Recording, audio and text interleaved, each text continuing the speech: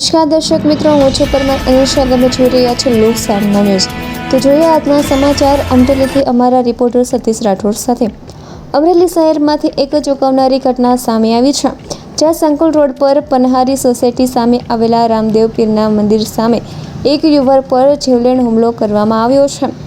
પ્રાથમિક માહિતી અનુસાર આકાશ કમલેશભાઈ ત્રિવેદી નામના યુવક પર 4 શખ્સોએ અચાનક હુમલો કર્યો હતો. હુમલા બાદ તમામ હુમલાખોરો ઘટના સ્થળેથી ફરાર થઈ ગયા હોવાનું જાણવા મળી રહ્યું છે. પોલીસ તપાસ દરમિયાન હુમલાખોરોમાં બોટાદના અરવિંદભાઈ ગોદાવદરિયાનું નામ સામે આવ્યું હોવાનું સૂત્રો જણાવી રહ્યા છે, જ્યારે અન્ય આરોપીઓની ઓળખ અને શોધખોળ માટે કાર્યવાહી હાથ ધરવામાં આવી છે. ઇજાગ્રસ્ત યુવકને તાત્કાલિક સારવાર માટે હોસ્પિટલ ખસેડવામાં આવ્યો છે. સમગ્ર મામલે પોલીસ દ્વારા વધુ તપાસ શરૂ કરવામાં આવી છે અને ફરાર આરોપીઓને ઝડપી પાડવા તજવીજ તેજ કરવામાં આવી છે. તો ફરી મળીશું એક નવા સમાચાર સાથે. ત્યાં સુધી જોતા રહો લોક સામના ન્યૂઝ.